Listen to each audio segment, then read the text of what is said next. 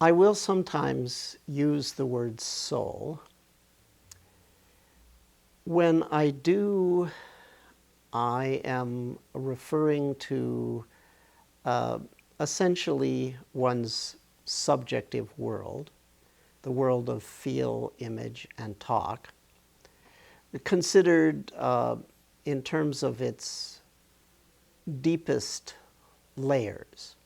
In other words, when you work with your subjective experience, a practice that I call focus in, you can track the surface of your subjective experience in terms of explicit mental pictures, which tend to center in front of or behind your eyes, internal talk, which tends to center in your ears, or in your head somewhere, maybe symmetrical, maybe asymmetrical, and then emotional type body sensations. So the emotional type body sensations, if they're present, I say that the feel is active, so you have feel, image, talk. So you can track your subjective world of thought, emotion, reaction, desire, and so forth, will, in terms of, on the surface, feel, image, talk. As the surface feel, image, talk sort of plays itself out, you become aware that underneath that explicit feel, image, talk are subtler and subtler and subtler levels of similar stuff, but it's finer and more widespread. So there's layers of subtle image activity underneath the surface image activity. Likewise with talk, likewise with feel. In fact, even when there doesn't seem to be any explicit talk going on, you can sort of hear a rumbling of subtle activity in talk space. Same with sort of like snow on your mental screen, a rumbling deep down in image space.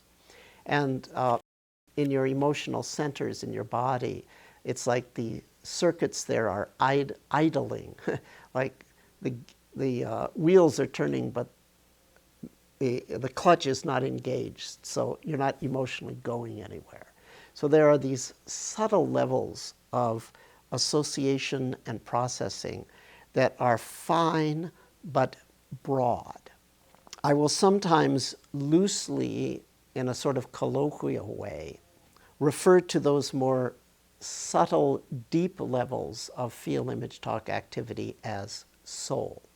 For example, when you get a sense that material is being released, that the blockages within the depths of fit space are working their way out, I'll sometimes poetically say that the thorns are being sort of plucked out of your soul, or the lumps in your soul are being worked through. Here I'm just using soul poetically, not in any theological or well-defined psychological sense, to refer to the deeper, more subliminal levels of feel, image, talk activity. One of the reasons that it's so challenging to untangle the feel, image, talk is that it's not a one-scale system. It's, on the other hand, it is definitely not an infinite mathematical fractal that where you just where you can drill down endlessly into subtlety. How many layers down are there? I have no idea. Some have postulated up to 4 layers in terms of in the Yogacara school, for example, in India, but who knows? Maybe there's more. This awaits a true neuron-based, neuroanatomy-based science model for these systems. I don't know how many layers there are down there, but you know, it's maybe a half dozen. This is a guess. Certainly not infinite, literally. Although it seems to us infinite, because each one is exponentially both bigger and finer than its predecessors. So it seems to point to infinity, but that's just an optical illusion. It's finite as far as I can tell, and when you get to the base of the iceberg, so to speak, you'll find that it is floating in the ocean of pure spirit. So don't have to worry. One of the things that makes it so challenging to untangle the fit system is that the tangling is at all those levels. But eventually, it all sort of unwinds, the skein unwinds, and things become very, very simple.